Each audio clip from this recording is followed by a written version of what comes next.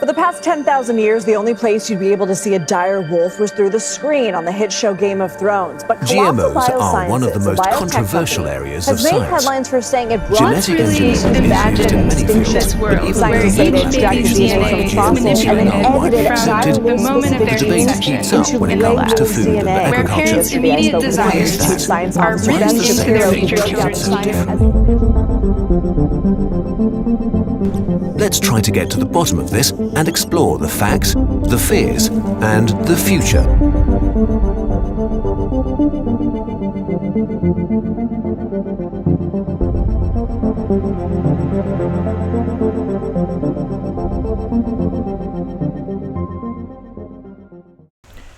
What do you like about GMOs or gene therapy? I heard that GMOs can improve food, make them more nutritious, and gene therapy, I heard that it can stop Down syndrome. What worries me about gene therapy is the possible side effects that the person will have to deal with for the rest of their life. That is unknown if we can cure them or unknown if we can manage them in any sort of way. Would you eat food that is genetically modified? Why or why not? I could probably say maybe, but I hope not every day, since I think all the goods we have right now are already modified and some are not. At some point, I heard that genetically modified food can be more nutritious, and having the thought of harmful mutation would be enough to make me worry about GMO. Yes, as a medical student, it is a must to experience such things now that we are advancing through technology at a fast rate. It also feeds the curiosity of a person such as myself to give a genetically modified food a chance. If gene therapy could cure disease, would you try it? Why or why not? Gene therapy can be very promising, and yes, it is worth a shot to try it if I ever have one, like cancer. Technology has been advancing mostly for the advancement in medical science, but by doing so, I would be risking the negative effects of gene therapy. Do I think that bringing back extinct species like the wolves is a good idea? No, I don't think it's a good idea.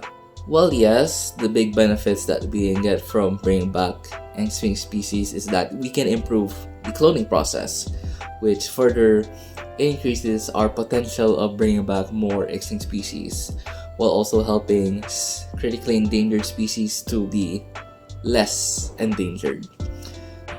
While the concept of bringing back extinct animals or something that's genetically similar to an extinct animal is cool in theory, I feel like it might have a lot of ethical concerns that also need to be considered, and the current project that they're working on, despite being for the purpose of biodiversity conservation, there are other ways that can be more effective for the conservation of current living species. Well, I personally think that it's a very good idea, but it is a very volatile idea. With how volatile gene and DNA is, it's very difficult to understand, and it's very, very risky, especially with things like bringing back extinct species. But the idea and the thought behind it is an amazing thing, and it's something that I feel like we should pursue better. And I feel like despite all the possible risks, we just have to take them into account, and we have to be better.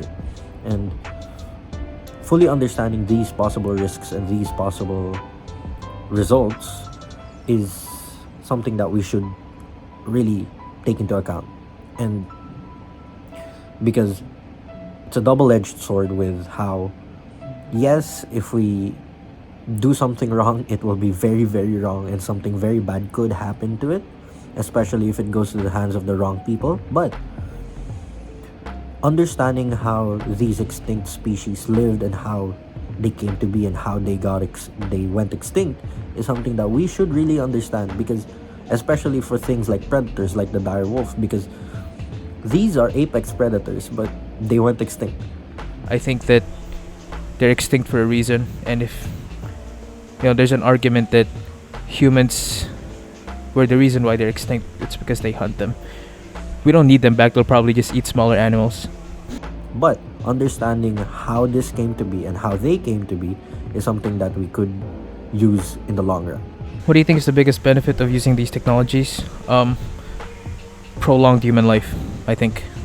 We can also use this to study more on those extinct species because literally they're just gonna be right there in front of us. Should these technologies be used more in the future?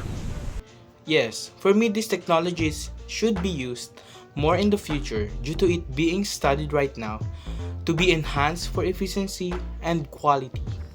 But the thing is, it's cloning. It's not gonna be the same. Let's say you have a direwolf that you just cloned in 2025.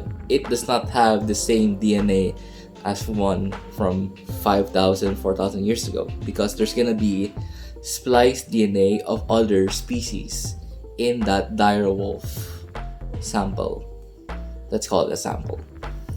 So, meaning to say, it's gonna be a new species because it's not original. It's not a pure direwolf in a sense. So that's my answer. I don't think it's a good idea. I think they should be used to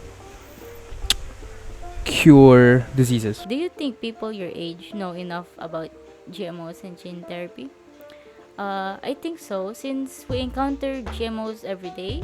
There are pros and cons, and I think people in my generation would be wary enough on what they eat, touch, and use.